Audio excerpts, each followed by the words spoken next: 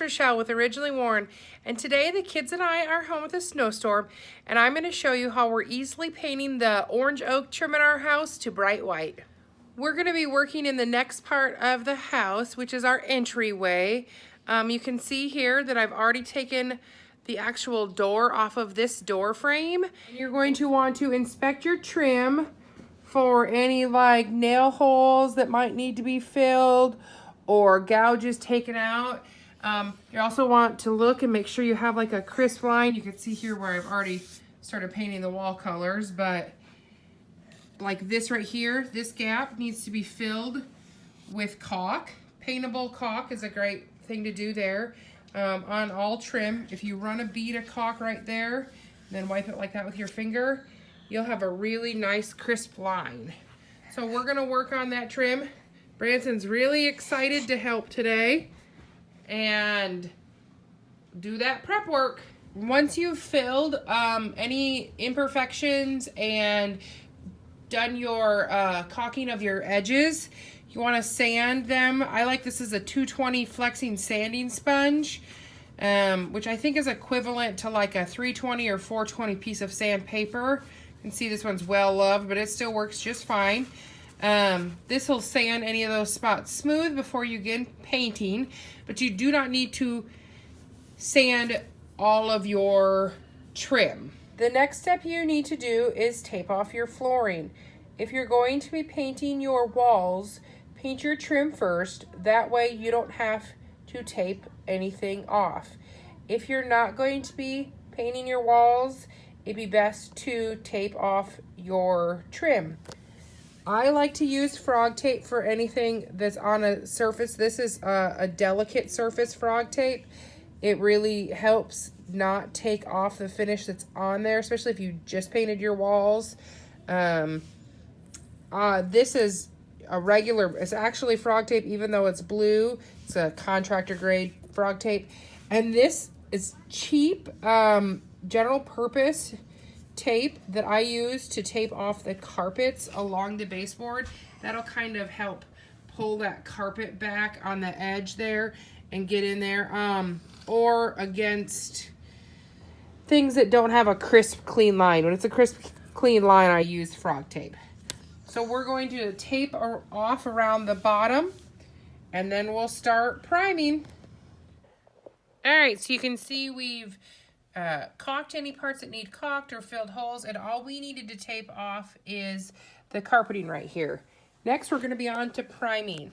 I like either of these options for priming because they're no sand options. The reason why I don't want to sand the trim beforehand is sanding can cause the tannins in the wood to come out, and then you're going to have bleed through on white trim, and so it really is a step that, if you use the right primer, is unnecessary. If you do want to sand for any reason, then use an oil-based Kills is what I like to block your tannins. This is Annie Sloan chalk paint in the color called Country Gray. The reason I like to use that is because it is a no sand option. It dries really stinking fast. It doesn't smell at all. It's water-based, and it cancels, like this color Country Gray cancels the orange in the trim. So almost in one coat of it, your orange is gone. This is also another really good alternative for a no sand primer. It's it's more of a traditional primer, but it works fine too. I'll be using the Annie Sloan Country Gray. I always use my Annie Sloan. So we're just going to pop it open, give it a quick stir, and then I actually is using a small Annie Sloan synthetic brush. Any really good quality brush like this shape will do your trim just fine. So let's get to work.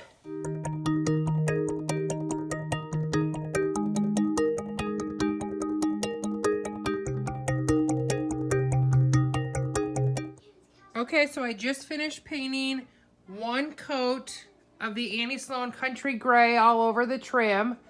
You can see how well that cover covers that orange trim. And I'm going to show you how much I used out of that can. This was not a brand new quart of paint either, and it is barely a, you know, half an inch down in there.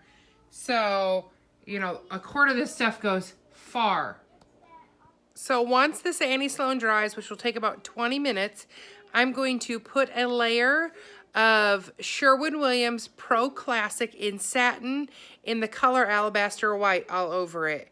The reason I'm using that is that it is a trim and cabinetry paint that comes in satin. I don't like semi-gloss trim paint. There's lots of different brands of trim paint out there. I just happened to go with the Sherwin-Williams mostly because of the satin sheen to it. Because Annie Sloan paint is very porous, when I go to put my Sherwin-Williams trim paint on, it just kind of attaches so very nicely and smoothly. You can see how you don't want to overwork it. And I usually go around and do like the face plate here first, the whole thing, and then work my way into the closet.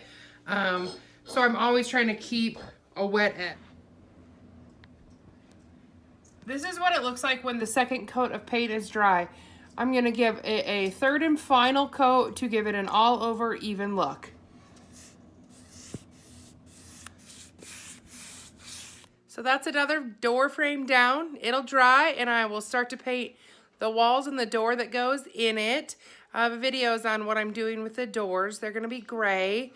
A couple things to note, or the most important parts of this video, since it's a pretty simple video, is to put some paintable caulk in between your trim areas and the walls. If there's gaps, that'll give you the cleanest, best look. And be sure to prime. I like Annie Sloan as a really good primer. Bin 123 is great too. Kiehl's oil base is really good. Prime, you can spray or brush the primer.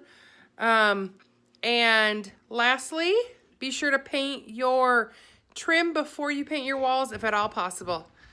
Hope this video helps someone. Be sure to follow us on Facebook under Originally Worn and online at originallywornonline.com. Happy painting!